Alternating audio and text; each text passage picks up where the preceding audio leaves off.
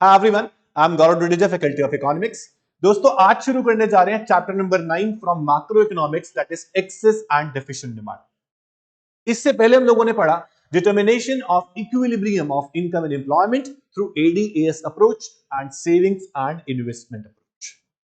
वहां हमने पढ़ा कि कीन्स यानी कि कीन्सियन थ्योरी क्या कहती है कि अगर इक्विलिब्रियम की हम बात करें तो इक्विलिब्रियम जो है वो फुल एम्प्लॉयमेंट लेवल पे भी हो सकता है, फुल एम्प्लॉयमेंट के बाद भी हो सकता है, फुल एम्प्लॉयमेंट से पहले भी हो सकता है।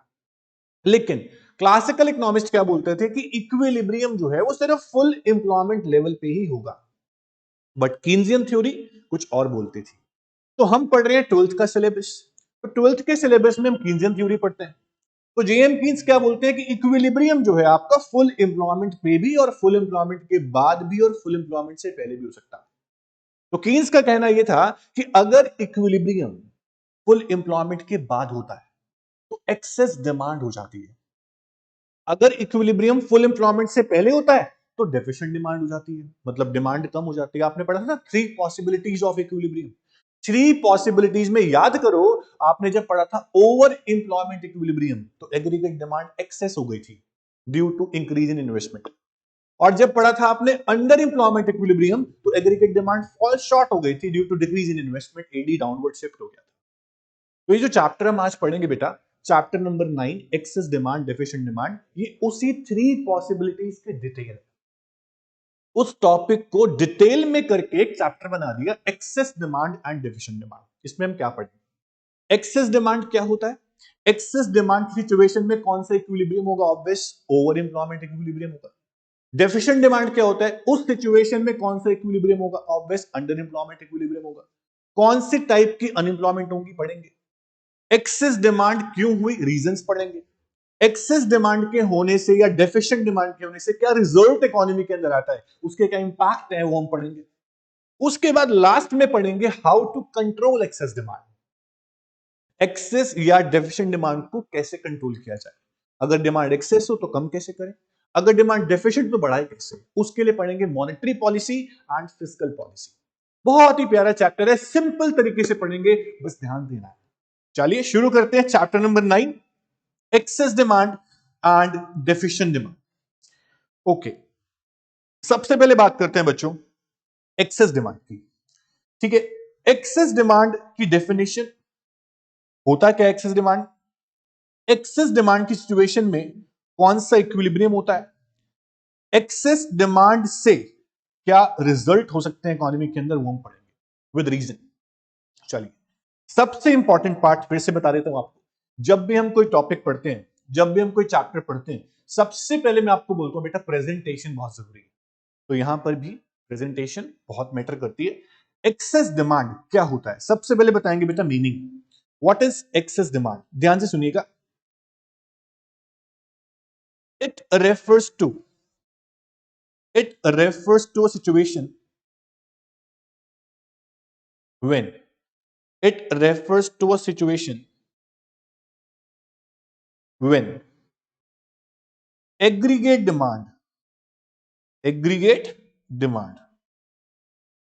is more than is more than aggregate supply, more than aggregate supply at the level of full employment, या आप बोल सकते हैं corresponding to the level of full employment। ये मैंने क्यों लिखा?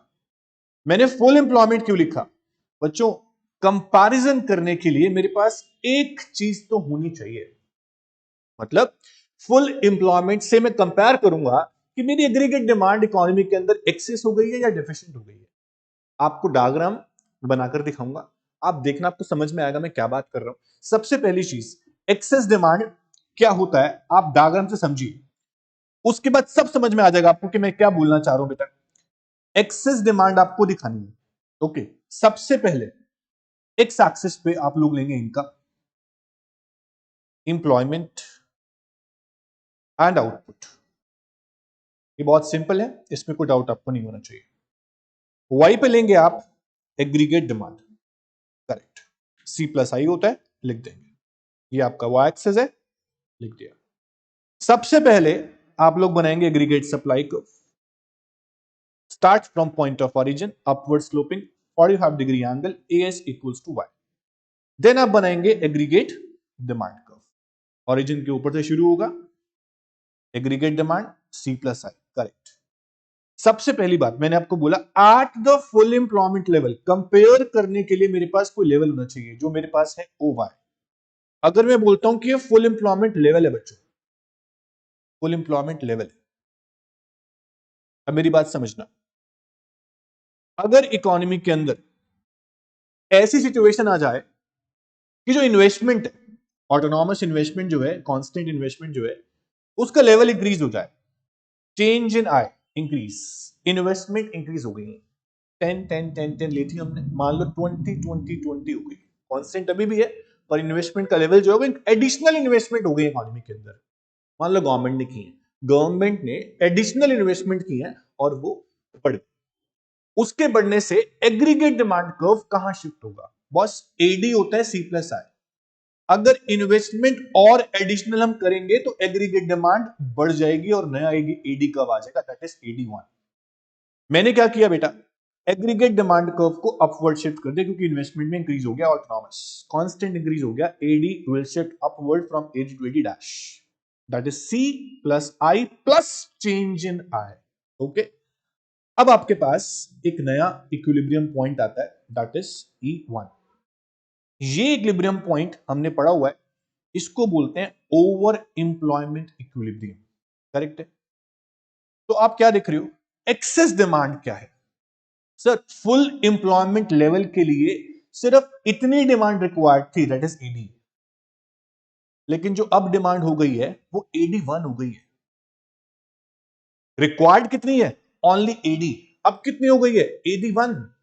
तो ये गैप देख रहे हो, ये गैप, इतनी ज्यादा डिमांड एक्सेस हो गई है, E से लेके F तक एक्सेस हो गई है। तो एक्सेस डिमांड का मतलब क्या है, when aggregate demand is more than aggregate supply at the level of या corresponding to level of full employment। अगर आपने full employment नहीं बनाया या full employment level नहीं देखा तो आप कंपेयर किससे करेंगे, हम excess demand को या deficient demand को full employment level पर ही देखते हैं, क्योंकि अगर आप मान लो ओवर एम्प्लॉयमेंट पे देखेंगे तो आप तो बोल देंगे sir AD is more than AS, तो नहीं है, AD इक्वल टू AS है, मोर देन कैसे कह रहे हो आप। लेकिन अगर आप फुल एम्प्लॉयमेंट पे देखें तो रिक्वायर्ड AD जो था वो AD ही था, लेकिन फुल एम्प्लॉयमेंट से ज्यादा जो एग्रीगेट डिमांड हो गई है वो कितनी है, वो E से लेके F तक। इस गैप को और भी कुछ बोलते हैं, बताऊंगा मैं आपको। तो aggregate demand is more than, जितनी रिक्वायर्ड थी उससे ज्यादा हो गई। इकोनॉमी के अंदर जो रिसोर्सेस थे वो फुल एम्प्लॉयमेंट लेवल पे फुल यूटिलाइज हो गए थे, ऑप्टिमम यूटिलाइज हो गए थे, कोई रिसोर्स वेस्ट नहीं हुआ था, जितनी कैपेसिटी इकोनॉमी के पास थी यूटिलाइज हो गई है, फुल एम्प्लॉयमेंट आ गया। उसके बाद भी डिमांड बढ़ रही है अगर, उसको आप क्या बोलेंगे बॉस, उसको बोलेंगे आप एक्सेस डिमांड, क्योंकि फुल एम्प्लॉयमेंट लेवल पे जितनी डिमांड हो गई उतनी सप्लाई भी है, तो कोई एक्सेस डिमांड का पॉइंट ही नहीं। लेकिन अगर फिर भी फुल एम्प्लॉयमेंट के बाद अगर डिमांड इंक्रीज हो जाए, जितने भी बढ़ जाए, जितना गैप आपको दिख रहा है इसी लेके F तक, ये एक्सेस डिमांड का होगा। और मैंने आपको बताया था बेटा, अगर आपकी कंट्री में फुल एम्प्लॉयमेंट हो गई, अब इकोनॉमी की कैपेसिटी खत्म होगी प्रोडक्शन करने, क्योंकि आप फुल एम्प्लॉयमेंट पे हैं, जितने रिसोर्स थे सारे के सारे रिसोर्सेज फुल यूटिलाइज हो गए हैं। अब इकोनॉमी प्रोडक्शन नहीं बढ़ा सकती, ये शॉर्ट टर्म की बात हो रही है, ये शॉर्ट टर्म में पढ़ रहे हैं हम सब कुछ। अब प्रोडक्शन नहीं बढ़ सकता, जितनी कैपेसिटी थी खत्म हो गई। उसके बाद भी अगर डिमांड बढ़ रही है तो ऑब्वियस एक्सेस डिमांड, और एक्सेस डिमांड जो है वो क्या रिजल्ट लेके आती है सर, एक्सेस डिमांड की वजह से हमेशा और हमेशा प्राइस लेवल बढ़ जाता है।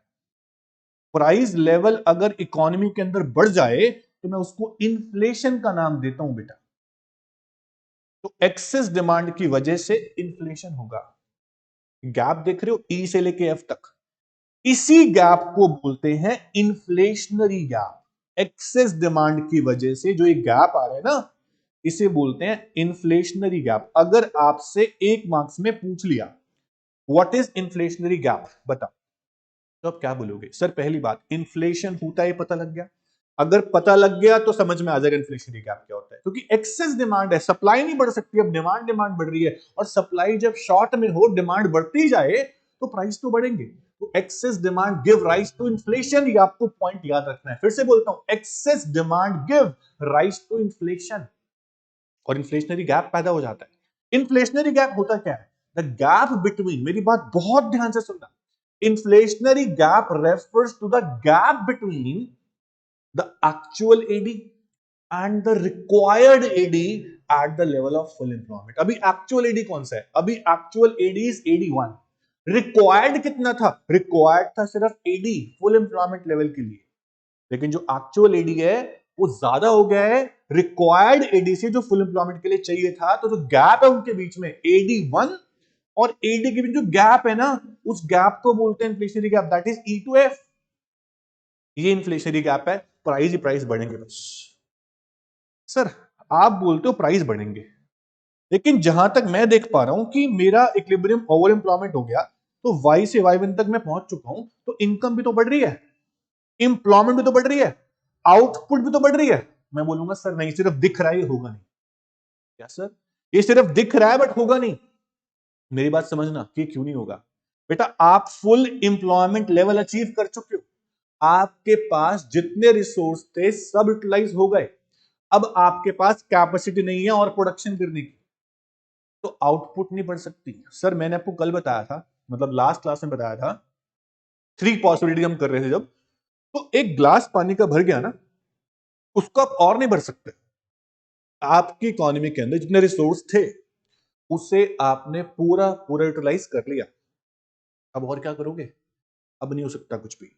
तो ऐसी इकोनॉमी है, इकोनॉमी के पास जितने भी रिसोर्स थे सारे के सारे यूटिलाइज हो गए फुल कैपेसिटी तक। अब अगर डिमांड बढ़ेगी तो सिर्फ और सिर्फ प्राइस बढ़ेंगे, आउटपुट नहीं बढ़ सकती। एम्प्लॉयमेंट जितनी वैकेंसी है उतनी तो लोग भरोगे, आउटपुट अब नहीं बढ़ सकती, एम्प्लॉयमेंट अब नहीं बढ़ सकती, अब सिर्फ प्राइस बढ़ेंगे। तो ये क्या है? दिख तो रहा है वाई से वाई वन। बेटा ये एक सिर्फ हम सोच सकते हैं कि हाँ ऐसा हो सकता है, ये मिथ है। फुल एम्प्लॉयमेंट ही नहीं होती तो ओवर एम्प्लॉयमेंट कहां से होगी बेटा? तो सिर्फ और सिर्फ एक्सेस डिमांड की वजह से इंफ्लेशन होगा, इन्फ्लेशनरी गैप पैदा होगा, आउटपुट नहीं बढ़ेगी, इंप्लॉयमेंट नहीं बढ़ेगी, कुछ भी नहीं होगा, सिर्फ प्राइस बढ़ेगी। ये था आपका एक्सेस डिमांड इन्फ्लेशनरी गैप का टॉपिक। बहुत ही आसान, बहुत ही सिंपल। समझ में आ गया तो बहुत बढ़िया है, नहीं आया एक बार और देख लो, समझ में आ जाएगा। मैं आपको फिर से समझाऊंगा एक बारी और, आप नोट्स में देखिए बच्चा, बहुत आसान टॉपिक है। What is excess demand? Deficient demand बाद में करेंगे, अभी करना है excess demand. So excess demand refers to, excess demand refers to the situation when aggregate demand is more than aggregate supply corresponding to level of full employment in the economy। ध्यान रखना, full employment पे ही दिखेगा आपको excess demand। excess demand give rise to inflationary gap। inflationary gap क्या होता है अभी दिखाया मैंने आपको। inflationary gap क्या होता है? ये बेटा यहां E से लेके F तक जो है inflationary gap, ये वाला गैप, ये कैसे आया पढ़ेंगे, कैसे आया ध्यान देना। Inflationary gap refers to gap when actual aggregate demand is more than the aggregate demand required to achieve the full employment equilibrium। जो aggregate demand full employment level के लिए चाहिए थी वो ये थी, लेकिन अभी जो एक्चुअल डिमांड है वो ये हो गई है due to increase in investment, इसलिए आ गया इन्फ्लेशनरी गैप। इन्फ्लेशनरी गैप यहां ना देखें, ये गलत है, यहां इन्फ्लेशनरी गैप नहीं सकता। इन्फ्लेशनरी गैप देखोगे आप फुल एम्प्लॉयमेंट पे ही, क्योंकि यहां तो AD इक्वल टू AS है, ओवर इंप्लॉयमेंट इक्विलिब्रियम में, यहां कोई इन्फ्लेशनरी गैप नहीं देख सकते आप। इन्फ्लेशनरी गैप देखना है तो आप फुल एम्प्लॉयमेंट लेवल पे ही देखें, ये बात भूल गए तो लॉजिक नहीं है कोई टॉपिक का। ठीक है, corresponding to level of full employment, ये बात बहुत जरूरी होती है जो यहां लिखी हुई है। ओके, उसके बाद एक्सप्लेनेशन आपको समझ में आ जाएगी। जो डिमांड बढ़ी है AD से AD डैश तक, वो क्यों बढ़ी है? Due to increase in investment, ये ध्यान रखना। और जो गैप है वो है EF का इन्फ्लेशनरी गैप। ये होता क्या है मैंने आपको बताया। अब एग्रीगेट डिमांड क्यों और कब बढ़ सकती है बेटा? देखो बच्चों, एग्रीगेट डिमांड के हमने 4 कंपोनेंट पढ़े हैं, C plus I plus G plus net export. मतलब कि C plus I plus G plus export minus import, correct है ना? सर अगर कंजम्पशन बढ़ जाए तो भी एडी बढ़ सकता है, इन्वेस्टमेंट बढ़ जाए तो भी एडी बढ़ सकता है। सर ये सारे कंपोनेंट है एग्रीगेट डिमांड, इनमें से कोई भी बढ़ेगा तो एग्रीगेट डिमांड बढ़ेगी। अगर गवर्नमेंट का एक्सपेंडिचर बढ़ जाए डिमांड बढ़ेगी। सर अगर एक्सपोर्ट्स बढ़ जाए डिमांड बढ़ेगी, लेकिन इंपोर्ट कम होने चाहिए। सर जो बाहर से आप इंपोर्ट करते हो, आप तो फॉरेन गुड्स की डिमांड करते हो, बात तो डोमेस्टिक गुड्स की डिमांड की हो रही है। अगर आप बाहर से इंपोर्ट कम करोगे क्योंकि वो महंगे हैं, तभी तो आप अपनी कंट्री से गुड्स की डिमांड करोगे। तो आपकी कंट्री में डिमांड तब बढ़ेगी जब आप बाहर की गुड्स की डिमांड कम करोगे। तो एक्सपोर्ट्स का बढ़ना और इंपोर्ट्स का कम होना रीजन है एक्सेस डिमांड का। एक्सपोर्ट का बढ़ना डिमांड का रीजन कैसे है सर? सर हमारे एक्सपोर्ट्स बढ़ रहे हैं, मतलब सर फॉरेनर्स आपकी डोमेस्टिक गुड्स की डिमांड बढ़ा रहे हैं, और आपकी डोमेस्टिक गुड्स की डिमांड बढ़ रही है, इट मींस कि आपकी कंट्री में एक्सेस डिमांड होने वाली है, क्योंकि आपकी कंट्री के लोग भी डिमांड कर रहे हैं और बाहर की कंट्री के लोग भी डिमांड कर रहे हैं, देशी भी डिमांड कर रहे हैं, विदेशी भी डिमांड कर रहे हैं, समझ रहे हो? तो डिमांड एक्सेस हो जाएगी। कंजम्पशन बढ़ना डिमांड बढ़ाता है। टैक्सेस का कम होना बहुत इंपॉर्टेंट रीजन है। टैक्सेस अगर कम हो गए तो डिमांड बढ़ती है, आपको पता होगा सर। टैक्सेस नहीं लगेंगे, कम लगेंगे, आप डिमांड बढ़ाओगे। टैक्सेस ज्यादा लगेंगे, आप डिमांड कम कर देती हो ना। तो यहाँ बताना है हमने सिर्फ एक्सेस डिमांड क्यों है। गवर्नमेंट एक्सपेंडिचर बढ़ेगा, डिमांड बढ़ेगी, इन्वेस्टमेंट बढ़ेगी, डिमांड बढ़ेगी, बढ़ाई हमने भी चेंज इन इन्वेस्टमेंट के थ्रू। इंपोर्ट्स कम होंगे तो डिमांड बढ़ेगी, एक्सपोर्ट्स बढ़ेंगे तो डिमांड बढ़ेगी। लास्ट पॉइंट है डेफिसिट फाइनेंसिंग, बड़ा इंपॉर्टेंट पॉइंट है सर, इसका मतलब बता दो क्या। डेफिसिट फाइनेंसिंग मतलब printing of new currency notes. इसलिए printing of new currency notes, printing of new currency notes by RBI क्यों कर रहा है? जब भी गवर्नमेंट के बजट में, जब भी गवर्नमेंट के बजट में डेफिसिट होगा और गवर्नमेंट के एक्सपेंडिचर जो हैं वो ज्यादा होंगे गवर्नमेंट के रिसिप्ट से, तो गवर्नमेंट नए नोट प्रिंट कराती है आरबीआई से लोन लेने के लिए, ताकि खर्चे पूरे कर सके। तो गवर्नमेंट एक्सपेंडिचर बढ़ा रही है, वहां पे नए नोट प्रिंट करवा रही है, तो डिमांड ऑब्वियसली बातें बढ़ेगी, क्योंकि नए नोट प्रिंट होंगे तो गवर्नमेंट खर्चा करेगी, खर्चा करेगी, किसी की इनकम बनेगा, तो वही पैसा इकोनॉमी के अंदर सर्कुलेट होगा, उससे डिमांड बढ़ेगी। सर इनडायरेक्ट पॉइंट है, पर पॉइंट नए नोट छपेंगे, मनी सप्लाई बढ़ेगी, सिंपल है। मनी सप्लाई बढ़ेगी, लोग डिमांड बढ़ाएंगे, डिमांड बढ़ाएंगे तो एक्सेस डिमांड होगी कि नहीं होगी? तो नए नोट प्रिंट होने से डिमांड बढ़ती है, ये ध्यान रखना। और नए नोट प्रिंट क्यों किए जा रहे हैं? जब गवर्नमेंट का खर्चा बहुत ज्यादा है, रिसिप्ट बहुत कम है, तो गवर्नमेंट नए नोट छापती है आरबीआई से लोन लेने के लिए, उसे बोलते हैं डेफिसिट फाइनेंसिंग। अपनी फाइनेंसिंग करना चाहती है, डेफिसिट में गवर्नमेंट है, साफ साफ दिख रहा है, और आरबीआई से ले रही है, करेक्ट है। उसके बाद नेक्स्ट आता है बेटा, what are the impacts of excess demand. अगर कंट्री में एक्सेस डिमांड होगी तो उसका क्या रिजल्ट होगा? मैंने आपको बताया सर, आउटपुट, इंप्लॉयमेंट, इनकम पे और प्राइस पे, चार तरह के इंपैक्ट बता सकते हो आप। और आउटपुट इंप्लॉयमेंट तो हम सेम मान के चलेंगे, हम ये मान के चलते हैं कि इंप्लॉयमेंट कंट्री में ज्यादा, मतलब आउटपुट तो बढ़ रही है, तो आउटपुट पे बता दो, उसके अलावा आप इंप्लॉयमेंट पे बता दो और प्राइस पे बता दो। ध्यान देना, आउटपुट पे, इंप्लॉयमेंट पे और प्राइस पे। सर एक्सेस डिमांड की वजह से ये तो क्लियर है कि प्राइस तो बढ़ते ही रहेंगे, इन्फ्लेशन होगा। तो थर्ड वाला इंपैक्ट तो बच्चे बच्चे को समझ में आता है कि इन्फ्लेशन होगा, क्योंकि डिमांड एक्सेस में होगी। तो एक्सेस डिमांड जब होगी, हम पढ़ रहे हैं एक ही टॉपिक अब तक, एक्सेस डिमांड क्या है, क्यों होती है, हमने पढ़ लिया। उसका रिजल्ट क्या होगा? रिजल्ट ये होगा कि प्राइस लगातार बढ़ेंगे। excess demand leads to rise in general price level known as inflation as AD is more than H। Supply कम है, डिमांड बहुत ज्यादा है, तो प्राइस तो बढ़ेंगे सर, क्योंकि आप सप्लाई बढ़ा नहीं सकते। अगर आप सप्लाई बढ़ा सकते होते तो शायद प्राइस बहुत ज्यादा ना बढ़ते, लेकिन अब डिमांड बढ़ रही है, सिर्फ सप्लाई नहीं बढ़ सकती। क्यों नहीं बढ़ सकती? क्योंकि फुल एम्प्लॉयमेंट पे इकोनॉमी आ चुकी है, उसके बाद कौन सी सप्लाई बढ़ेगी और कैसे बढ़ेगी? रिसोर्स यूटिलाइज हो गए पूरे पूरे, तो आउटपुट नहीं बढ़ सकती। इसलिए लिखा हमने कि आउटपुट पे कोई इंपैक्ट नहीं पड़ेगा, क्योंकि आपकी इकोनॉमी ऑलरेडी फुल एम्प्लॉयमेंट पे आ चुकी है और कोई कैपेसिटी बची नहीं प्रोडक्शन करने की। सर ऐसा क्यों कह रहे हो आप? देखो डायग्राम में, एक्सेस डिमांड कब हुई? फुल एम्प्लॉयमेंट के बाद हुई बेटा। जब फुल एम्प्लॉयमेंट अचीव हो चुका है, उसके बाद कौन सी एम्प्लॉयमेंट, कौन सी आउटपुट हम प्रोड्यूस कर ही नहीं पाएंगे। आपकी कंट्री की कैपेसिटी जो थी वो फुल यूटिलाइज हो गई है। तो फुल एम्प्लॉयमेंट के बाद एक्सेस डिमांड के टाइम पे कोई भी आउटपुट नहीं बढ़ सकती बेटा, ना एम्प्लॉयमेंट बढ़ सकती। तो no change in output and no change in employment. There will be no change in employment because economy is already operating at the level of full employment. तो यहां पर कोई इनवॉलेंट्री अनएम्प्लॉयमेंट नहीं होगी। एक्सेस डिमांड पे कोई भी involuntary, लोग काम करना चाहेंगे, विलिंग होंगे, काम भी मिल गया होगा क्योंकि फुल एम्प्लॉयमेंट पे हुआ। अगर मैं बोलता फुल एम्प्लॉयमेंट पहले की बात है, अगर मैं होता डेफिशिएंट डिमांड पे कि फुल एम्प्लॉयमेंट से भी डिमांड बहुत कम है, तब मैं बोलता अनएम्प्लॉयमेंट भी है, आउटपुट भी कम है, प्राइस भी बहुत कम है, तब मैं बोल सकता। डेफिशिएंट डिमांड में दिखाऊंगा आपको यही होगा कि आपकी जो डिमांड है ना फुल एम्प्लॉयमेंट लेवल से भी नीचे आ जाएगी, तब आप बोलना सर अनएम्प्लॉयमेंट बढ़ जाएगी, एम्प्लॉयमेंट कम हो जाएगी, आउटपुट कम हो जाएगी, ये सब आप तब बोलेंगे। अभी आप एक्सेस डिमांड की बात कर रहे हो, आप फुल एम्प्लॉयमेंट से भी आगे जा चुके हो। एक बात माइंड में रखो कि एक्सेस डिमांड हमेशा फुल एम्प्लॉयमेंट के बाद ही होती है, पहले नहीं होती है, क्योंकि फुल एम्प्लॉयमेंट पे तो इक्विलिब्रियम है।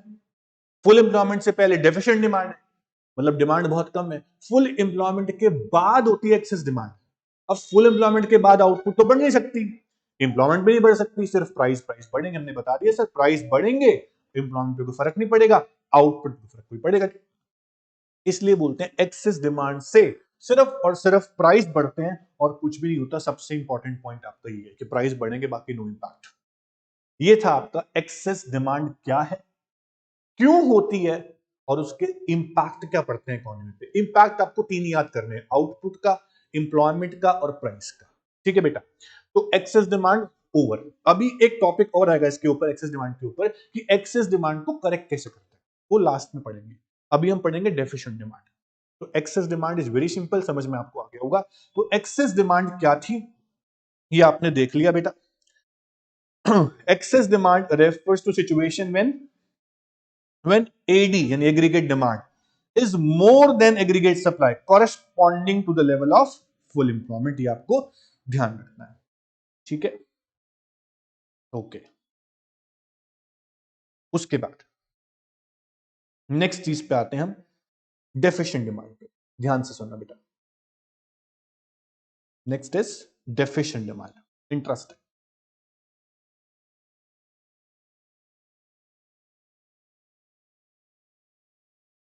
What is deficient demand? सबसे पहले बताएंगे meaning.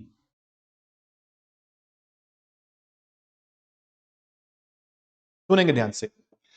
It refers to a situation, it refers to a situation when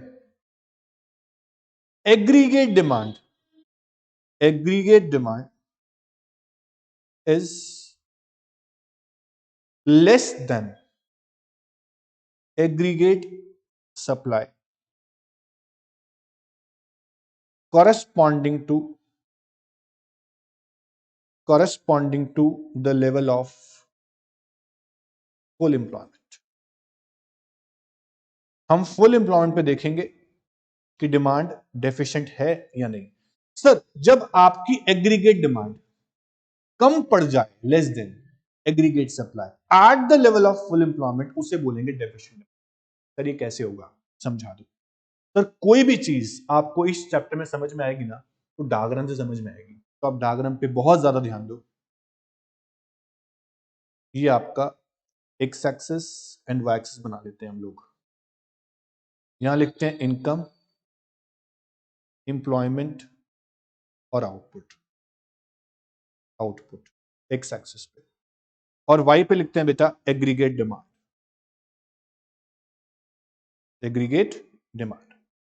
सबसे पहले बनाते हैं aggregate supply curve, upward sloping 45 degree, start from point of origin हो गया। एग्रीगेट डिमांड आपका हो गया अपवर्ड स्लोपिंग, इंटरसेक्ट करेगा एएस कर्व को, दैट इज सी प्लस आई।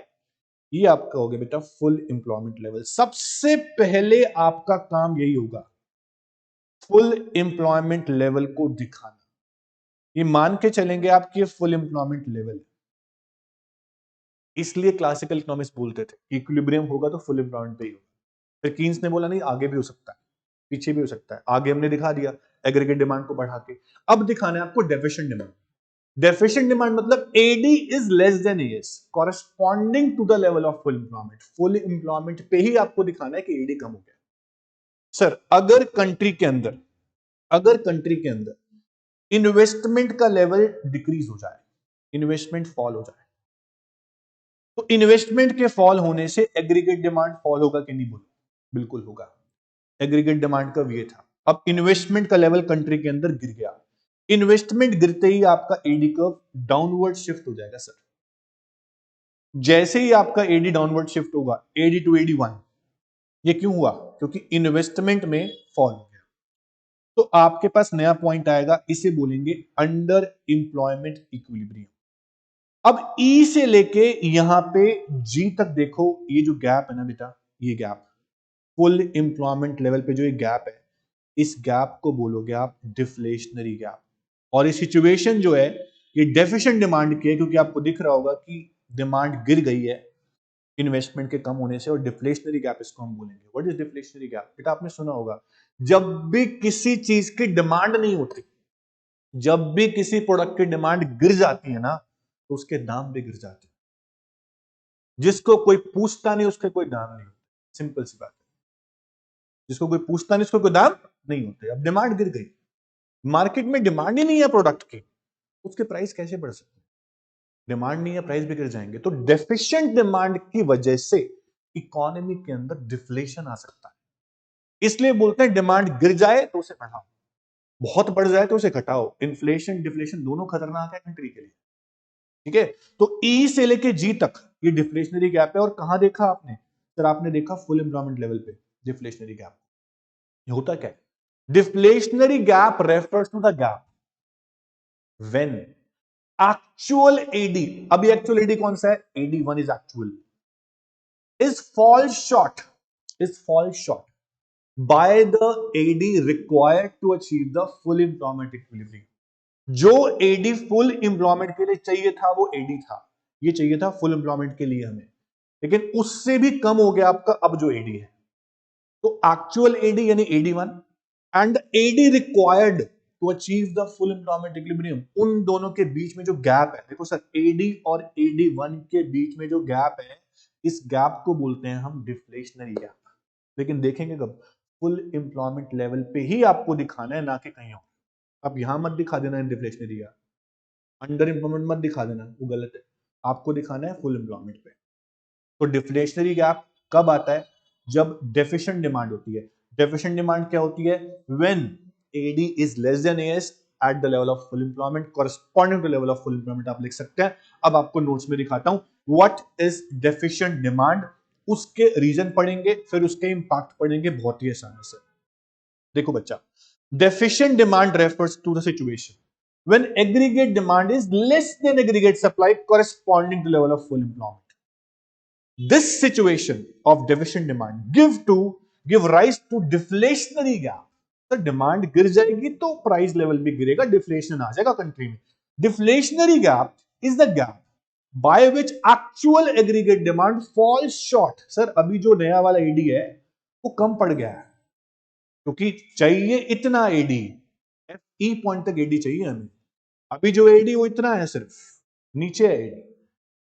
तो when actual AD falls short by the AD required to achieve the full employment equilibrium, वो होगा आपका डिफ्लेशनरी गैप। डिफ्लेशनरी गैप क्या है? The distance, the gap between the actual AD that is AD1 and the required AD, जो जरूरी था AD full employment के लिए, वो इन दोनों के बीच में जो गैप होगा उस गैप को बोलेंगे बेटा डिफ्लेशनरी गैप। जो आपको दिख रहा है ई से लेकर जी तक, ये आपका डिफ्लेशनरी गैप है। इसको हमने फुल एम्प्लॉयमेंट लेवल पे ही देखा है।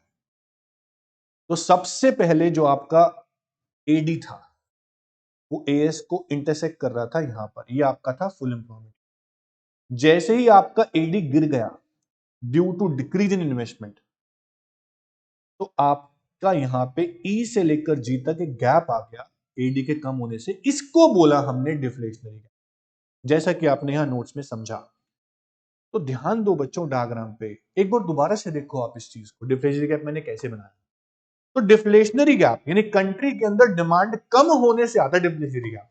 अगर आपसे टीचर पूछ ले, अगर आपसे पूछ ले टीचर कि what are the reasons, what are the reasons of deficient demand, तो आप क्या बोलोगे? What are the reasons of deficient demand, तो आप क्या बोलोगे? सर सबसे पहले एक बात समझो बेटा, एग्रीगेट डिमांड की जो कंपोनेंट होते हैं ना वो क्या होते हैं? Consumption plus investment plus government expenditure plus net export. पहला चैप्टर इस यूनिट का 7 चैप्टर जो था, ये 9 चैप्टर है, बेसिक बहुत काम आता है। अगर कंजम्पशन कम हो जाए तो भी एडी कम हो जाएगा, इन्वेस्टमेंट का लेवल गिर जाए तो भी एडी कम हो जाएगा, गवर्नमेंट ने एक्सपेंडिचर कंट्री पे कम करना शुरू कर दिया तो भी एडी कम हो जाएगा। अब इसकी बात करते हैं, एडी कम कब होगा? जब आपके एक्सपोर्ट्स कम हो जाएंगे। आपके एक्सपोर्ट्स कम हो गए मतलब आपकी डोमेस्टिक गुड्स की डिमांड फॉरेनर्स नहीं कर रहे। एक्सपोर्ट्स क्या होता है? बाहर बेचना, बाहर वाले खरीदेंगे नहीं, आप बेचोगे कैसे? अब्रॉड के लोग आपके डोमेस्टिक गुड्स की डिमांड नहीं कर रहे, आपके एक्सपोर्ट्स कम हो गए। और आप भी जो इंडियन रेजिडेंट हैं वो लोग भी फॉरेन गुड्स की डिमांड ज्यादा कर रहे हैं, मतलब डोमेस्टिक गुड्स की डिमांड तो कर ही नहीं रहे, तो भी एडी गिरेगा। तो rise in imports and fall in exports is the reason for deficient demand। ध्यान देना, मैं आपको ये चीज दिखाता हूं कहां लिखी हुई है, reasons of deficient demand. Sir या तो कंजम्पशन कम हो जाए, समझ में आता है, प्रोपेंसिटी टू कंज्यूम मतलब आपका कंजम्पशन कम हो गया हाउस होल्ड का तो डिमांड कम हो जाएगी। अगर टैक्सेस बढ़ जाएं तो भी हम डिमांड कम करेंगे, समझ में आता है। गवर्नमेंट का एक्सपेंडिचर कम हो जाए, जी sir, C plus I plus जी होता है ना, प्लस नेट एक्सपोर्ट भी होता है। अगर गवर्नमेंट एक्सपेंडिचर कम हो गया तो भी डिमांड कम होगी ना।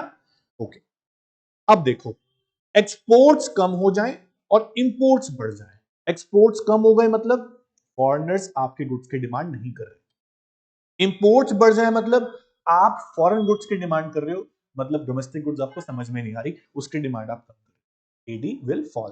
तो इन रीजन की वजह से डेफिशिएंट डिमांड हो सकती है। एक रीजन और था हमारे पास एक्सेस डिमांड में, डेफिसिट फाइनेंसिंग, वो नहीं लिखेंगे हम क्योंकि नए नोट प्रिंट होंगे ही नहीं, डेफिशिएंट डिमांड है तो ऑब्वियस ही बात है। उसके बाद अब आता है most important topic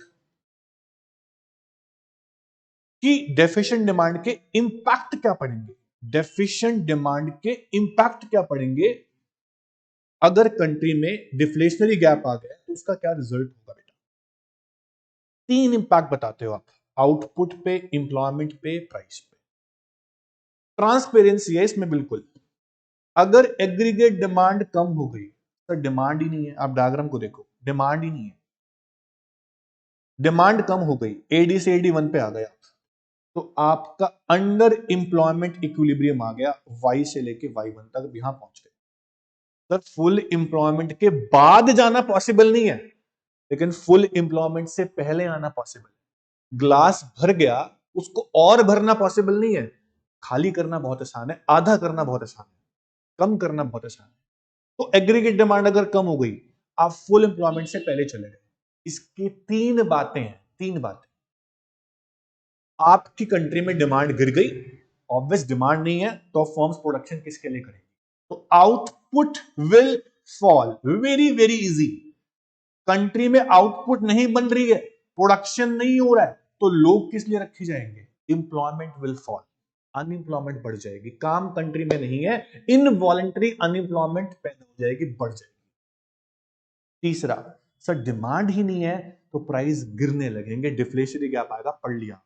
output fall, employment fall, price level fall, मतलब डिफ्लेशनरी गैप आ जाएगा। 3 इंपैक्ट है, तीनों इंपैक्ट लिखे हुए हैं। सर आउटपुट क्या है? Due to lack of sufficient demand there will be increase in inventory stock. Demand नहीं है, स्टॉक भर जाएगा, और प्रोडक्शन क्यों करेंगे? फिर आउटपुट कम हो जाएगी, एम्प्लॉयमेंट कम हो जाएगी क्योंकि डिमांड ही नहीं है, तो इनवॉलंटरी अनएम्प्लॉयमेंट, लोग काम करना चाह रहे होंगे बट काम होगा नहीं। Price level, deficient demand cause in journal price level to fall due to lack of demand, price fall, employment fall, output fall। पर excess demand में price rise, output no effect, employment no effect, क्योंकि हम full employment के बाद कहीं जा ही नहीं सकते बेटा। बहुत आसान चैप्टर है, समझ में आपको आ रहा होगा। उसके बाद अब जो टॉपिक आता है बेटा, वो आता है कि एक्सेस डिमांड को और डिफिशिएंट डिमांड को आप कंट्रोल कैसे कर सकते हो, कैसे आप करेक्ट कर सकते हो एक्सेस डिमांड को, डिफिशिएंट डिमांड को। उसके लिए दो पॉलिसी हमारे पास है। सर एक्सेस डिमांड क्यों पैदा होती है? हम पहले बात करते हैं एक्सेस डिमांड की, डेफिशिएंट को छोड़ो, उसको अपोजिट कर लेंगे, उल्टा कर लेंगे बाद में। एक्सेस डिमांड क्यों होती है? सर या तो आपके पास पैसे बहुत होते हैं और जेब में उछल रहे होते हैं, हम डिमांड कर रहे होते हैं, ऐसे ही होता है ना। तो पैसे खत्म कर दो, पैसे कम कर दो इकोनॉमी के अंदर, मनी का सर्कुलेशन कम कर दो, डिमांड कंट्रोल हो सकती है। ये काम कौन करेगा? ये काम आरबीआई करेगा, क्योंकि RBI is the regulator facilitator of monetary authority of India, या monetary system of the country. Authority नहीं, अथॉरिटी खुद ही है आरबीआई। तो आरबीआई के पास कौन सी पॉलिसी होती है बेटा? मॉनेटरी पॉलिसी होती है। मॉनेटरी पॉलिसी के through RBI money supply control कर सकता है, उससे डिमांड कंट्रोल हो सकती है। या गवर्नमेंट खुद कर सकती है। गवर्नमेंट कैसे करेगी सर? गवर्नमेंट के हाथ में टैक्सेस है, टैक्सेस बढ़ा देगी गवर्नमेंट, डिमांड कंट्रोल हो जाएगी। या पब्लिक पे जो खर्चा करती है वेलफेयर के लिए, फॉर्म्स पे करती है, उसे कम करेगी, इंप्लॉयमेंट जनरेट नहीं होगी, इंडस्ट्रीज नहीं खुलेंगी, अपने आप डिमांड कंट्रोल हो जाएगी। तो गवर्नमेंट भी कर सकती है। सेंट्रल गवर्नमेंट की अपनी पॉलिसी होती है, fiscal policy, FISCAL, fiscal policy central government की होती है। मॉनेटरी पॉलिसी आरबीआई की होती है, बैंकिंग में पढ़ चुके हैं। तो मॉनेटरी पॉलिसी और फिस्कल पॉलिसी, दोनों पॉलिसी के थ्रू हम एग्रीगेट डिमांड ज्यादा हो जाए या कम हो जाए इसे कंट्रोल कर सकते हैं। एक्सेस हो जाए तो कम कर सकते हैं, कम हो जाए तो बढ़ा भी सकते हैं। Monetary policy and fiscal policy, ध्यान रखना, मॉनेटरी पॉलिसी किसकी है? आरबीआई की है, सेंट्रल बैंक की है। फिस्कल पॉलिसी किसकी है? सेंट्रल गवर्नमेंट की है। कंफ्यूज नहीं होना बेटा आप लोगों ने। सबसे पहले पढ़ाऊंगा आपको monetary policy to control excess demand, कि मॉनेटरी पॉलिसी की हेल्प से हम एक्सेस डिमांड को कैसे करेक्ट कर सकते हैं। समझ में आया? मॉनेटरी पॉलिसी को डियरर बना देंगे, महंगा कर देंगे। इंटरेस्ट रेट्स आरबीआई बढ़ा देगा, बैंक रेट, रेपो रेट पढ़ा आपने, सब बढ़ा देगा, मनी सप्लाई कंट्रोल करना चाहेगा, दैट्स इट। तो सबसे पहले पढ़ेंगे monetary policy to control excess demand. इसमें क्या करना चाहिए आरबीआई को? आरबीआई को मनी सप्लाई कम करनी चाहिए। मनी सप्लाई कैसे बढ़ती है? या तो नए नोट छपते हैं, या फिर लोन्स बहुत ज्यादा देते हैं कमर्शियल बैंक, तभी लोग डिमांड बढ़ाते हैं। अब लोन्स को कंट्रोल कौन कर सकता है? आरबीआई कर सकता है, क्योंकि RBI is the bankers bank. जो बात आरबीआई बोलेगा बैंकों को बात माननी पड़ेगी। तो आरबीआई क्या कर सकता है, समझेंगे। Monetary policy to control excess demand, very important topic, exam में आने के चांस ज्यादा होते हैं। तो सेंट्रल बैंक की कौन सी पॉलिसी है? Monetary policy. Central bank aims to reduce availability of credit. मैंने बोला ना आपको, लोन्स कम कर देंगे तो अपने आप डिमांड कंट्रोल हो सकती है। पैसा नहीं होगा तो डिमांड कैसे करोगे आप? तो आरबीआई की मॉनेटरी पॉलिसी के अंदर दो इंस्ट्रूमेंट होते हैं बेटा, दो इंस्ट्रूमेंट, क्वांटिटेटिव और क्वालिटेटिव। ध्यान रखना, क्वांटिटेटिव और क्वालिटेटिव। सबसे पहले पढ़ेंगे quantitative instruments of monetary policy. तो इसमें सबसे पहला इंस्ट्रूमेंट आता है बैंक रेट। बेटा आप लोग जब बैंक से लोन लेते हो तो आप कमर्शियल बैंक से लोन लेते हो, आप कमर्शियल बैंक को पे करते हो रेट ऑफ इंटरेस्ट। क्या पे करते हो? Rate of interest. लेकिन कमर्शियल बैंक भी कहीं से लोन लेके आता होगा ना, आपके डिपॉजिट से लोन देता है, ठीक है। अदरवाइज फिर भी कमर्शियल बैंक लोन ले सकता है, किससे? आरबीआई से। अगर आरबीआई ने, कमर्शियल बैंक जब आरबीआई से लोन लेता है ना, तो कमर्शियल बैंक्स को भी इंटरेस्ट पे करना पड़ता है, उसको बोलते हैं बैंक रेट या फिर रेपो रेट। रेपो रेट जो होता है वो शॉर्ट टर्म लोन्स के लिए होता है, और बैंक रेट जो होता है वो लॉन्ग टर्म नीड्स के लिए होता है। दोनों ही रेट है। सोचो, अगर आरबीआई बैंक रेट और रेपो रेट दोनों ही बढ़ा दे, कमर्शियल बैंक सोचेंगे भैया इंटरेस्ट रेट तो बहुत बढ़ गया, हमें आरबीआई लोन बहुत महंगा दे रहा है, हम भी पब्लिक को लोन महंगा देते हैं। तो जब आरबीआई बैंक रेट बढ़ा देता है जो लॉन्ग टर्म नीड्स के लिए है, या फिर रेपो रेट बढ़ा देता है जो शॉर्ट टर्म नीड्स के लिए, तो कमर्शियल बैंक को झटका लगता है कि यार आरबीआई ने मेरे लिए बैंक रेट बढ़ा दिया, आरबीआई ने मेरे लिए रेपो रेट बढ़ा दिया, तो मैं भी रेट ऑफ इंटरेस्ट पब्लिक के लिए बढ़ा देता हूं। जब रेट ऑफ इंटरेस्ट पब्लिक के लिए बढ़ेगा ना, तो लोग क्या सोचेंगे, हम जैसे लोग क्या सोचेंगे कि यार कॉस्ट ऑफ बोरोविंग्स, उधार जो लेते हैं उसकी जो कॉस्ट है बहुत बढ़ गई है, तो हम लोग लोन कम लेंगे। जब हम लोग लोन कम लेंगे तो पैसा हमारे पास कम ही होगा। हर चीज आज लोन पे लेते हैं हम, गाड़ी लोन, घर loan, flat loan, phone loan, camera loan, laptop loan, भाई सब चीज के लिए हम लोन लेते हैं, अपने पैसे है नहीं क्या हमारे पास? तो लोन अगर महंगे हो गए तो डिमांड हम कम करने लगेंगे।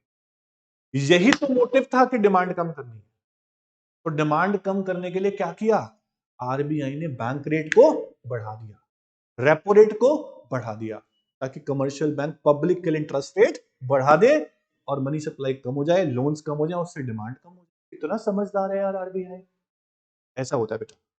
तो बैंक रेट क्या करेंगे? इंक्रीज करेंगे ड्यूरिंग एक्सेस डिमांड। इसका उल्टा कर सकते हैं, अगर डेफिशिएंट डिमांड होती तो बैंक रेट को कम किया जाता, रेपो रेट को कम किया जाता, कमर्शियल बैंक में इंटरेस्ट रेट कम कर देते, लोग लोन बहुत ज्यादा लेते, डिमांड बढ़ाते। जब डिमांड कम हो तो रेट्स कम कर दो, जब डिमांड बहुत एक्सेस हो तो इन रेट्स को बढ़ा दो, लोन महंगे करने। तो बैंक रेट को बढ़ा दिया गया। इससे क्या होगा कि कमर्शियल बैंक्स भी लोन कम लेंगे, पब्लिक भी लोन कम लेगी और डिमांड कंट्रोल हो जाएगी। एक्सेस डिमांड कंट्रोल करने के लिए क्या किया गया? इकोनॉमी के अंदर लोन्स को कम किया। कैसे कम किया गया? बैंक रेट को बढ़ा के या फिर रेपो रेट को भी बढ़ा के। तुम्हारे दोनों पॉइंट कंप्लीट होते हैं, बैंक रेट। सर फर्क क्या है दोनों में? दोनों सेम है क्या? सर सेम नहीं है, थोड़ा सा फर्क है कि बैंक रेट लॉन्ग टर्म के लिए, रेपो रेट शॉर्ट, और दोनों को ही बढ़ाना है। दोनों का मतलब सेम है, एक्सप्लेनेशन सेम है, बस इतना फर्क है कि रेपो रेट जो है वो शॉर्ट टर्म नीड्स के लिए, बैंक रेट जो है वो लॉन्ग टर्म नीड्स के लिए। That's it.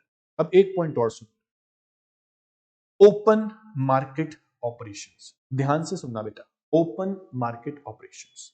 सर हमने बैंकिंग चैप्टर में पढ़ा, ये टॉपिक बैंकिंग चैप्टर से बहुत रिलेट करता है, ठीक है?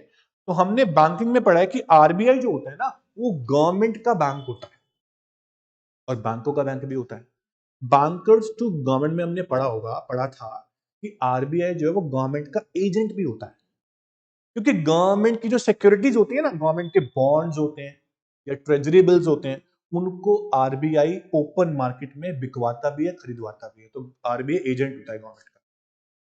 तो ओपन मार्केट ऑपरेशंस क्या है? ओपन मार्केट ऑपरेशंस एक प्रोसेस है जिसमें आरबीआई गवर्नमेंट सिक्योरिटीज को बाय भी कर सकता है और सेल भी कर सकता है। सर हम बात कर रहे हैं एक्सेस डिमांड की, वो बताओ कंट्रोल कैसे करनी है, फालतू की बातें मत करो। एक्सेस डिमांड के टाइम पे क्या होता है? आरबीआई गवर्नमेंट की सिक्योरिटी को पब्लिक को ऑफर करता है मार्केट में कि ले लो। पब्लिक क्यों लेगी? गवर्नमेंट सिक्योरिटी जो होती है ना, वो डिस्काउंट पे इशू की जाती है और पैसे मिलते हैं बाद में प्रीमियम के साथ, एक्स्ट्रा पैसे मिलते हैं। मान लो 25,000 रुपए का ट्रेजरी बिल इशू किया आरबीआई ने, गवर्नमेंट की सिक्योरिटी बात करो, प्राइवेट सेक्टर की नहीं, गवर्नमेंट की सिक्योरिटी के पीछे लोग पागल होते हैं। 25,000 का ट्रेजरी बिल था, वो इशू कर दिया और बोला 3 महीने बाद या 1 साल बाद आपको 20,000 में इशू किया है तो आपको 30 मिलेंगे। मान लो एग्जाम्पल कुछ भी ले सकते हैं, 20 इशू किया 30 मिलेंगे, मतलब 20 में खरीदो 30 आपको हम देंगे। पब्लिक क्यों नहीं लेगी? तो आरबीआई ने जब गवर्नमेंट के ट्रेजरी बिल्स को मार्केट में इशू किया डिस्काउंट पे और बाद बोले ज्यादा पैसे मिलेंगे आपको इंटरेस्ट के साथ, आप ले लो, पब्लिक तो लेगी। पब्लिक ने अपना सारा पैसा कहां डाल दिया? गवर्नमेंट के ट्रेजरी बिल को खरीदने में। अब सारा पैसा कहां चला गया? इन्वेस्टमेंट। तो इन्वेस्टमेंट में चला गया। अब कंजम्पशन कहां से करेंगे? पैसे तो सारे चले गए आरबीआई के पास, क्योंकि उन्होंने ट्रेजरी बिल ले ली पब्लिक ने। तो डिमांड कंट्रोल करने के लिए आरबीआई ने क्या किया? गवर्नमेंट सिक्योरिटी को मार्केट में इशू किया, लोग खरीदें। गवर्नमेंट की सिक्योरिटी को आरबीआई ने इशू किया और पब्लिक ने सारा पैसा इन्वेस्ट कर दिया उस ट्रेजरी बिल्स के अंदर। अब सारा पैसा पब्लिक का डाइवर्ट होकर किसके पास आ गया? आरबीआई के अकाउंट में। कर लो भैया खर्चा, आप कैसे करोगे? तो एक्सेस डिमांड कंट्रोल करने के लिए आरबीआई गवर्नमेंट की सिक्योरिटीज को मार्केट में सेल कर देता है ताकि लोग खरीदें और सारा पैसा हमें दे दें, फिर कंजम्पशन नहीं कर पाएंगे। समझ में आया? तो डिमांड कंट्रोल करने के लिए आरबीआई ने क्या किया? गवर्नमेंट की सिक्योरिटी को मार्केट में बेच दिया। अब मान लो जब डेफिशिएंट डिमांड होगी तो वही सिक्योरिटीज आरबीआई बाय करेगा और पैसा दे देगा, लो अब डिमांड बढ़ाओ, अब आप डिमांड बढ़ा सकते हो। तो RBI time to time watch रखता है कि क्या चल रहा है और क्या होगा। लग रहा है एक्सेस डिमांड होने वाली है तो सिक्योरिटी सील कर देता है, लोग इन्वेस्ट करते हैं पैसा। लग रहा है डिमांड डेफिशिएंट होगी तो उनसे वापस बाय कर लेते हैं, पैसा दे देता है उनको। हम पढ़ रहे हैं एक्सेस डिमांड। एक्सेस डिमांड के टाइम पे आरबीआई गवर्नमेंट सिक्योरिटी को क्या कर रहा है? बेच रहा है, ठीक है, सेल कर रहा है। ध्यान देना, मोस्ट इंपॉर्टेंट पॉइंट था, ध्यान रखना आपको। उसके बाद नेक्स्ट पॉइंट आता है increase in legal reserve requirement. आपको अगर याद हो तो कमर्शियल बैंक को अपने डिपॉजिट्स का, जो रोज डिपॉजिट आते हैं कमर्शियल बैंक के पास, प्राइमरी डिपॉजिट्स, उसका कुछ परसेंटेज आरबीआई के पास आज रिजर्व रखना होता है, जिसे बोलते हैं हम कैश रिजर्व रेशियो, और कुछ परसेंटेज अपने ही डिपॉजिट का रिजर्व की फॉर्म में अपने पास रखना पड़ता है, उसे बोलते हैं एसएलआर, कंडिचुअरी लिक्विडिटी रेशियो। तो सीआरआर और एसएलआर दोनों लीगल रिजर्व रिक्वायरमेंट के ही टाइप। सीआरआर क्या होता है? जो हर कमर्शियल बैंक को डिपॉजिट्स का कुछ परसेंटेज आरबीआई के पास रखना है, इसे आप नहीं छू सकते, इसको रखो रिजर्व में, बाकी यूज करो। एसएलआर अपने पास रखना होता है, इसको भी आप नहीं छेड़ सकते, बाकी यूज करो। अब डिमांड चल रही है एक्सेस, डिमांड हो रखी है एक्सेस कंट्री के अंदर। एक्सेस डिमांड के समय पे आरबीआई क्या बोलता है? आरबीआई सीआरआर और एसएलआर दोनों ही बढ़ा देता है। बढ़ाने से क्या होगा? बढ़ाने से ये होगा कि अब ज्यादा परसेंटेज हर कमर्शियल बैंक को रिजर्व में रखनी पड़ेगी, कुछ अपने पास, कुछ आरबीआई के पास, बचेगा कम। जब बचेगा ही कम तो लोन भी कम दे पाएगा ना। आरबीआई सोच रहा है कमर्शियल बैंक लोन कम दें, और लोन कम तब दे पाएंगे जब मैं रिजर्व रेशियो बढ़ाऊंगा, ताकि उनको रिजर्व मेरे पास मेंटेन ज्यादा करना पड़े। आरबीआई बहुत समझदार होता है। आरबीआई ने सीआरआर एसएलआर दोनों की ही परसेंटेज बढ़ा दी और बोला अब रिजर्व मेरे पास ज्यादा रखो, अपने पास भी रिजर्व की फॉर्म में ज्यादा रखो, अब पैसा अपने आप कम बचेगा और कमर्शियल बैंक कम लोन दे पाएंगे और डिमांड कंट्रोल हो जाएगी। समझ में आया? तो इन case of excess demand, RBI will increase the CRR, increase the SLR, so that commercial bank को ज्यादा रिजर्व मेंटेन करने पड़े और कम लोन दे पाए। क्योंकि रिजर्व रखने के बाद ही लोन दे पाते हैं, वो जरूरी है रिजर्व रखना। रिजर्व ज्यादा रखने पड़ रहे हैं तो लोन ऑटोमेटिकली कम दे पाएंगे। अगर डिमांड होती डेफिशिएंट तो इन रिजर्व्स को कम कर देते ताकि लोन ज्यादा दे पाए। ठीक है, ऑपोजिट था उसका केस। अब आते हैं क्वालिटेटिव इंस्ट्रूमेंट्स पे। क्वांटिटेटिव इंस्ट्रूमेंट इतने ही थे, अब आते हैं क्वालिटेटिव पे। ठीक है, इसका मतलब क्या है, फर्क क्या है सर दोनों में? क्वांटिटेटिव और क्वालिटेटिव, इन दोनों में फर्क क्या होता है? बच्चों, क्वांटिटेटिव इंस्ट्रूमेंट जो होते हैं वो डायरेक्ट इंपैक्ट डालते हैं, सारे बैंकों के लिए सेम होते हैं। क्वांटिटेटिव इंस्ट्रूमेंट सभी बैंकों के लिए सेम होते हैं, सीआरआर सबके लिए सेम है, एसएलआर सबके लिए सेम है, बैंक रेट सबके लिए सेम है। लेकिन जो ये इंस्ट्रूमेंट है क्वालिटेटिव, ये सारे बैंकों के लिए अलग अलग होते हैं। क्यों? अगर आरबीआई कुछ स्पेसिफिक एरिया में चाहता है मनी सप्लाई कम हो जाए तो अलग अलग अप्लाई कर सकता है इंस्ट्रूमेंट्स को, इतना फर्क होता है। तो इनडायरेक्ट इंपैक्ट डालते हैं तरह से। बात करते हैं क्वालिटेटिव इंस्ट्रूमेंट के अंदर, पहले इंस्ट्रूमेंट की जो है मार्जिन रिक्वायरमेंट्स, उसे इंक्रीज कर रहा है। क्यों? सुनना, डिक्रीज भी हो सकता है पर यहां पर इंक्रीज है क्योंकि हम एक्सेस डिमांड पढ़ रहे हैं। एक्सेस डिमांड के टाइम पे इसको इंक्रीज क्यों किया जा रहा है, ये होता क्या है समझना। सबसे पहली बात, व्हाट इज मार्जिन रिक्वायरमेंट? बेटा, जब भी आप बैंक से लोन लेते हो आप बैंक से, तो बैंक बोलता है मेरे पास सिक्योरिटी रखो, एज मोर्गेज, कोलेट्रल, गिरवी रखो, तब लोन दूंगा। आप बैंक से लोन मांगने गए 5 लाख का, बैंक ने बोला 5 लाख का लोन चाहिए, ठीक है कोई दिक्कत, मेरे पास 6 लाख की सिक्योरिटी रखो आप एटलीस्ट, जिसकी वैल्यू मार्केट में 6 लाख रुपए। तो मार्जिन रिक्वायरमेंट का मतलब क्या है? मार्जिन रिक्वायरमेंट है 1 लाख की। क्या होता है? Difference between the market value of security and amount of loan. जितनी मार्केट में सिक्योरिटी की वैल्यू है 6 लाख रुपए, और लोन कितना ले रहे हो आप 5 लाख, उसका डिफरेंस यानी कि 1 लाख क्या है मार्जिन रिक्वायरमेंट। अब सोचो, डिमांड इकोनॉमी के अंदर एक्सेस हो रखी है, आरबीआई चाह रहा है कि लोन्स जो है लोग कम लें। आरबीआई ने क्या किया? 5 लाख का लोन चाहिए, अब आपको 7 लाख की सिक्योरिटी रखवानी पड़ेगी।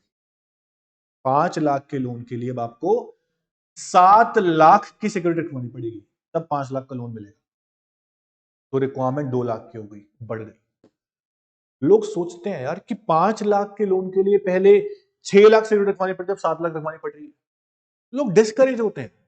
मार्जिन रिक्वायरमेंट बढ़ गई ना, मार्जिन बढ़ 1 लाख से 2 लाख का हो गया। मार्जिन रिक्वायरमेंट के बढ़ने से लोग डिस्करेज होते हैं, ज्यादा सिक्योरिटी और कम लोन मैं तो नहीं लेता। तो मार्जिन रिक्वायरमेंट को बढ़ाया गया ताकि लोन लेने के लिए लोग डिस्करेज हो, नहीं ले लोन, इच्छा ना उनकी लोन लेने की। पहले पढ़ते हैं होता क्या है, मार्जिन रिक्वायरमेंट क्या होता है बेटा, डिफरेंस होता है between the amount of loan and the market value of security offered. ठीक है, 5 लाख का लोन लिया, 6 लाख सिक्योरिटी, तो 1 लाख का मार्जिन रिक्वायरमेंट हो गया। Any change in requirement affect credit creation. समझ में आता है? अगर इकोनॉमी के अंदर एक्सेस डिमांड हो तो सेंट्रल बैंक क्या करता है, इंक्रीज कर देता है मार्जिन। मान लो कि 30% की रिक्वायरमेंट थी, मतलब 70% लोन मिलेगा, 1 लाख के सिक्योरिटी पे 70,000 लोन मिलेगा। अब लोन्स कम करने हैं तो आरबीआई ने क्या बोला, रिक्वायरमेंट होगी आपकी 70 और मान लो 40% की, तो 40,000 रुपए मतलब कि 1 लाख के सिक्योरिटी रखोगे तो आपको 60,000 का लोन मिलेगा। तो लोन्स कम कैसे हुए, क्योंकि रिक्वायरमेंट को बढ़ा दिया गया। लोग डिस्करेज हो जाते हैं रिक्वायरमेंट बढ़ने से, इसलिए हम बोलते हैं कि मॉनेटरी पॉलिसी का ये पहला इंस्ट्रूमेंट है क्वालिटेटिव का, इससे लोन्स कम हो सकते हैं। उसके बाद दूसरा आता है बेटा मॉरल सुएशन। बहुत इंपॉर्टेंट पॉइंट है, आसान भी है। मॉरल मतलब समझते हो, किसी को एडवाइस देना, अच्छी बातें समझाना या सिर्फ बताना। तो मॉरल सुएशन क्या है, सुएशन मतलब क्या होता है, सुएशन मतलब परसुएशन, किसी को रिक्वेस्ट करना, समझाना, इंड्यूस करना, मनाना। भाई आरबीआई मनाता भी है, हाँ जी मनाता भी है। आरबीआई 1 बार मनाएगा, 2 बार मनाएगा, 3 बार मनाएगा, चौथी बार वार्निंग देगा, 5वीं बार बोलेगा भाई अब तू साइड में आ जा, एक्शन लेगा। तो सबसे पहले क्या बोलता है आरबीआई, जितने भी कमर्शियल बैंक हैं उन सब का अकाउंट किसके पास है, आरबीआई के पास। अगर आरबीआई को दिख रहा है भाई कि इकोनॉमी के अंदर लोन्स बहुत ज्यादा दे रहे हैं आजकल कमर्शियल बैंक का काम होता है प्रॉफिट कमाना, वो तो लोन देते ही रहते हैं और देते ही रहते हैं। अगर आरबीआई को लग रहा है कि कंट्री के अंदर मनी सप्लाई बहुत ज्यादा हो रखी है, तो आरबीआई कमर्शियल बैंक को समझाता है, मनाता है, वो जाता है, इंड्यूस करता है, भैया लोन्स कम कर दो। कैसे समझाता है, लेटर्स से, स्पीचेस से, ओरल या रिटर्न, सेमिनार से, वेबिनार से, कैसे भी करके समझाता है। ठीक है, कमर्शियल बैंक को समझाना मनाना ही मॉरल सुएशन। क्या समझाता है कि लोन्स कम कर दो, दैट्स इट, इसमें समझने वाला कोई पॉइंट ही नहीं है। आरबीआई सिर्फ बता रहा है, कमर्शियल बैंक को समझा रहा है, इंड्यूस कर रहा है। अब आरबीआई बहुत बड़ा है, कमर्शियल बैंक से तो बहुत बड़ा ही है ना, तो कमर्शियल बैंक को प्रेशर फील होता है कि यार कौन बोल रहा है, माननी पड़ेगी बात। और आरबीआई तो समझा रहा है, तो प्रेशर भी है और परसुएशन भी है, प्यार वाली बातें भी हैं और प्रेशर भी है, तब जाके बंदा मान ही जाता है। नहीं मानता तो एक्शन भी हो सकता है। तो sometimes RBI make the member bank मतलब commercial banks agree through persuasion to follow its directive. मेरी बातों को मान जाओ, ऐसा समझाता है RBI. Member bank generally do not ignore advice of RBI, ignore करेंगे तो दिक्कत हो जाएगी। The banks are advise in case of excess demand, bank are advise to restrict the loans कम कर दो, डिमांड बहुत ज्यादा है। तो moral suasion is combination of persuasion and pressure both. समझ गए? तो आरबीआई ट्राई कर रहा है उनको परसुएट करने की, मनाने की, भैया लोन्स कम कर दो क्योंकि डिमांड बहुत एक्सेस हो रखी है, और आरबीआई बहुत एपेक्स बैंक है तो बात तो माननी पड़ेगी। तो प्रेशर भी है और परसुएशन भी है। अगर नहीं मानते तो RBI can take direct action against them, उनको डी रिकॉग्नाइज भी कर सकता है कंसर्न बैंक जो बात नहीं मानता। ठीक है, ये था आपका दूसरा इंस्ट्रूमेंट क्वालिटेटिव के अंदर मॉनेटरी पॉलिसी। तीसरा इंस्ट्रूमेंट आता है बेटा सेलेक्टिव क्रेडिट कंट्रोल। ध्यान से समझना, पॉइंट आसान है पर समझना थोड़ा सा। सेलेक्टिव क्रेडिट कंट्रोल, देखो बच्चों, आरबीआई कमर्शियल बैंक्स लोगों को बहुत तरह के लोन्स देते हैं। कुछ कैटेगरीज ऑफ लोन्स ऐसी होती हैं जिससे पैसा और बढ़ जाता है। सर अगर मैं शेयर्स में इन्वेस्ट करता हूं और मैं उसके लिए लोन ले रहा हूं तो मैं लोन लेके पैसा और बढ़ा दूंगा, क्योंकि मेरे को शेयर्स खेलना आता है, तो मैं 1 लाख से 10 लाख बना दूंगा, इससे पैसा और बढ़ जाएगा। तो आरबीआई बोलता है कमर्शियल बैंक को कि कुछ कैटेगरी ऐसी है जिससे पैसे से पैसा बनता है, उसके लिए लोन नहीं देना आपको क्योंकि डिमांड ऑलरेडी एक्सेस में है। जो जरूरी है, एग्रीकल्चर है, स्मॉल स्केल इंडस्ट्री है, गांव के एरिया के लिए लोन है, या सेल्फ एम्प्लॉयमेंट के लिए कुछ लोन है, वो दे दो, वो जरूरी है। एजुकेशन लोन है वो दे दो, लेकिन ऐसे लोन मत दो जिससे पैसा और बढ़ता है। तो सेलेक्टिव मतलब कुछ सिलेक्टेड कैटेगरी बता देगा आरबीआई कि इसके लिए लोन देना है और इसके लिए नहीं देना है। सुनना ध्यान से, under selective credit control RBI give directions to other banks to give और नॉट टू गिव। किसके लिए लोन देना है, किसके लिए नहीं देना है, आरबीआई बता देगा। ठीक है, पर्टिकुलर एक्टिविटीज के लिए लोन देना है, पर्टिकुलर के लिए नहीं देना। स्पेकुलेटिव के लिए, सट्टा वाली शेयर्स में हो गया स्पेकुलेशन, उसके लिए लोन नहीं दो क्योंकि उससे डिमांड और बढ़ जाएगी, पैसा और बढ़ जाएगा। हमें डिमांड कम करनी है, तो डिमांड कम करने के लिए सिर्फ जरूरी चीजों के लोन दिया जाता है, बाकी के लिए नहीं दिया जाता। जैसे स्पेकुलेटिव के लिए नहीं दिया जाता। उसके बाद ये था आपका monetary policy to correct excess demand. अगर एग्जाम में आता है मॉनेटरी पॉलिसी के लिए डेफिशिएंट डिमांड कंट्रोल कैसे करेंगे, तो इसके उल्टे कर देंगे। मैंने साथ साथ आपको हर पॉइंट में समझाया कि उल्टा कैसे करेंगे। जैसे बैंक रेट हमने बढ़ाया, एक्सेस डिमांड उसे कम कर देंगे, रेपो रेट बढ़ाया उसे कम कर देंगे, ओपन मार्केट ऑपरेशन में सिक्योरिटी को सेल किया आरबीआई ने, डेफिशिएंट डिमांड में बाय करेगा, तो ऑपोजिट कर देंगे। वो सारे पॉइंटों को समझा चुका हूं, इसलिए लिखा ऑपोजिट टू अबव, ये आपको ध्यान से करना है, अच्छे से समझना है इसको। अब आते हैं फिस्कल पॉलिसी पे कि अगर कंट्री में एक्सेस डिमांड है या डेफिशिएंट डिमांड है तो उसे ठीक कैसे किया जाए। अगर कंट्री में एक्सेस डिमांड है तो फिस्कल पॉलिसी से हम क्या कर सकते हैं। मैंने आपको स्टार्टिंग में बताया टॉपिक शुरू करने से पहले कि फिस्कल पॉलिसी जो है वो आरबीआई की नहीं होती, फिस्कल पॉलिसी सेंट्रल गवर्नमेंट की होती है बेटा। किसकी होती है? सेंट्रल गवर्नमेंट की होती है। तो सेंट्रल गवर्नमेंट कैसे एक्सेस डिमांड कंट्रोल कर सकती है या डेफिशिएंट डिमांड को बढ़ा सकती है, आपको समझना है। सबसे पहले समझना है फिस्कल पॉलिसी है क्या, उसमें टूल्स कौन कौन से होते हैं। जैसे मॉनेटरी पॉलिसी में बैंक रेट था, रेपो रेट था, ओपन मार्केट ऑपरेशन था, मार्जिन रिक्वायरमेंट्स था, बहुत सारे इंस्ट्रूमेंट्स थे, कुछ क्वांटिटेटिव कुछ क्वालिटेटिव। ऐसे ही फिस्कल पॉलिसी के अंदर भी कुछ इंस्ट्रूमेंट है, सिर्फ चार। Taxes, government expenditure, public debt और डेफिसिट फाइनेंसिंग, सिर्फ चार इंस्ट्रूमेंट है। इन चार इंस्ट्रूमेंट के through central government excess demand control कर सकती है। कैसे कर सकती है, ध्यान से सुनना बेटा।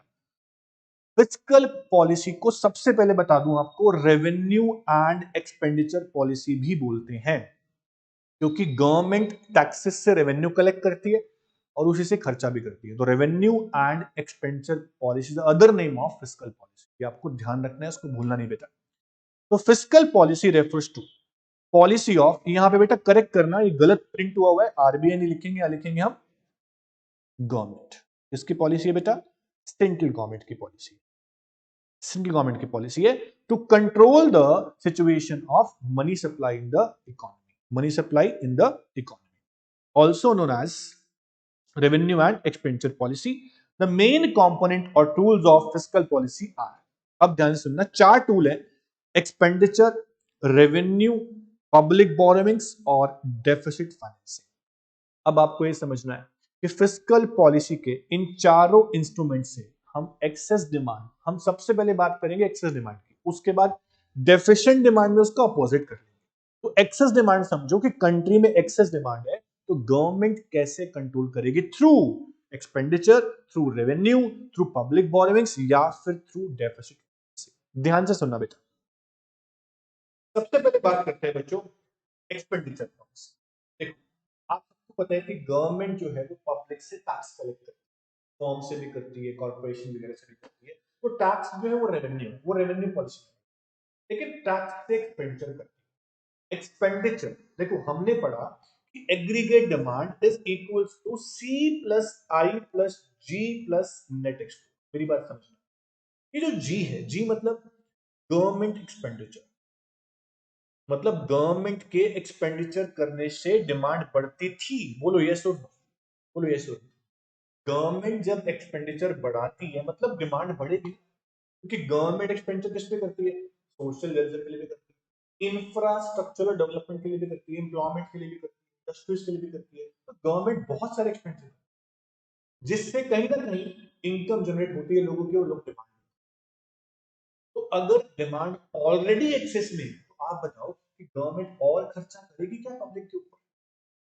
कुछ टाइम ऐसा होता है जब डिमांड बहुत एक्सेस होती है तो गवर्नमेंट अपने खर्च से रोक देती है बच्चा। तो एक्सपेंडिचर पॉलिसी में क्या लिखा है?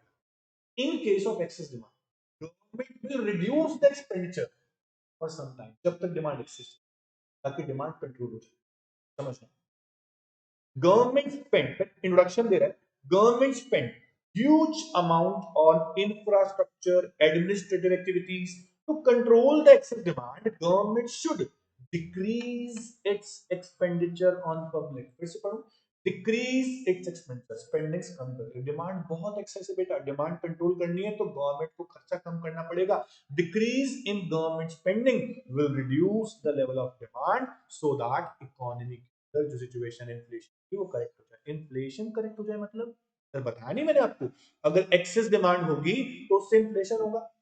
अगर गवर्नमेंट डिमांड कंट्रोल कर देगी तो इन्फ्लेशन भी कंट्रोल होगा कि नहीं होगा? तो इन्फ्लेशन भी क्या हो जाएगा? कम हो जाएगा। अगर गवर्नमेंट स्पेंडिंग अपनी कम कर, गवर्नमेंट को चीजें करेक्ट करने के लिए स्पेंडिंग कभी कम करनी पड़ती है। हम लोग सोचते हैं गवर्नमेंट बहुत कम स्पेंडिंग करती है, क्या हो गया गवर्नमेंट नहीं करती? गवर्नमेंट को देश चलाना, और देश चलाना आसान बात नहीं है करना। मान लिए सब लोग ठीक नहीं होते, बट गवर्नमेंट को कुछ लोग ठीक भी होते हैं बच्चों, हमेशा माइंड में मेंटेलिटी बने कोई ठीक नहीं। ठीक है, चलो उसके बाद दूसरी पॉलिसी है रेवेन्यू पॉलिसी। इसको क्या बोलेंगे हम? Revenue policy. रेवेन्यू पॉलिसी क्यों बोल रहे हैं? क्योंकि गवर्नमेंट को टैक्सेस से रेवेन्यू आती है बेटा।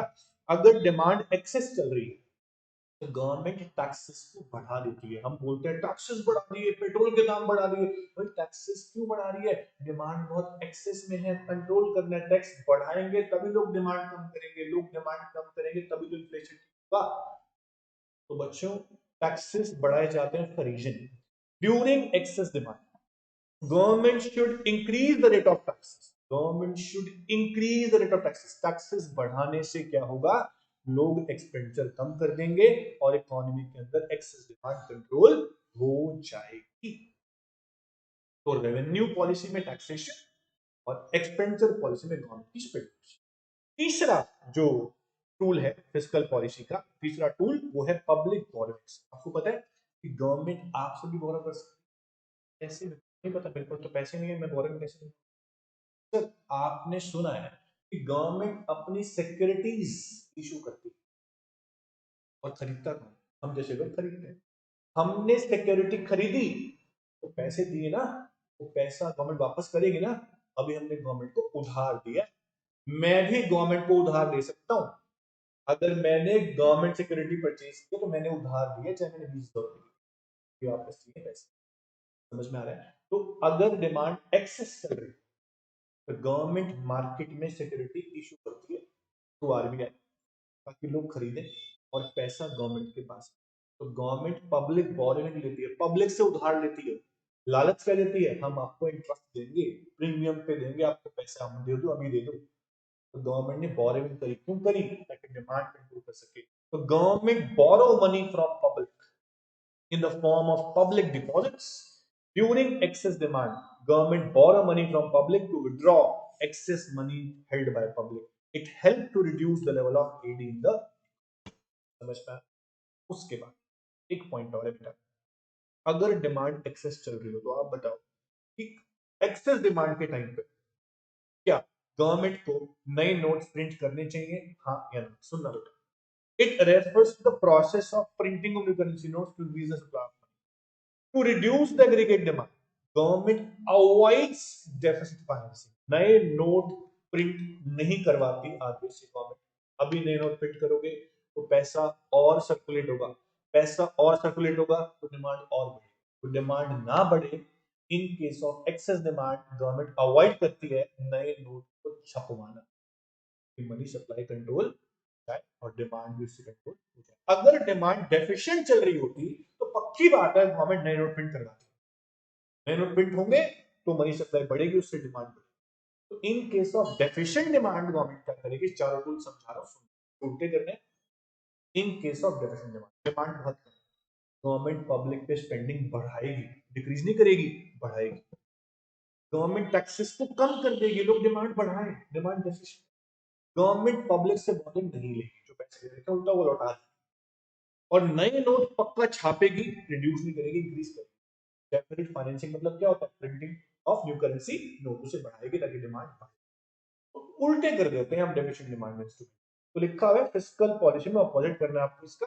ये आपका चैप्टर ही फिनिश हो गया, और इतना छोटा चैप्टर तो खत्म हो गया बच्चों 1 आवर में, बहुत आराम से किया हमने। Excess demand, deficient demand, chapter ही फिनिश हो गया। तो इस चैप्टर में अब कुछ नहीं बचा। अरे वाह, 1 घंटे में चैप्टर खत्म की बात है। तो आप इस चैप्टर को अच्छे से रिवाइज कीजिए, बार बार पढ़िए, डाउट आपको नहीं आएगा, क्योंकि इस चैप्टर में कुछ ऐसा है नहीं कि डाउट। और एक टॉपिक तो पहले कर चुके हैं बैंकिंग मॉनेटरी पॉलिसी, शायद तभी जल्दी हो गया। तो ये चैप्टर इंटरेस्टिंग था। Chapter number 9 is over. आपका पूरा यूनिट खत्म हो गया, aggregate demand aggregate supply. Numericals भी आप लोगों ने कर ली। तो ये जो पूरी यूनिट थी ये 12 मार्क्स की है, लगभग 10 से 12 मार्क्स की आ जाती है एग्जाम। तो आपको अच्छे से पढ़ने हैं तीनों चैप्टर। इसके बाद हम करेंगे न्यू चैप्टर स्टार्ट। तो अभी के लिए इतना ही बच्चों, थैंक यू सो मच।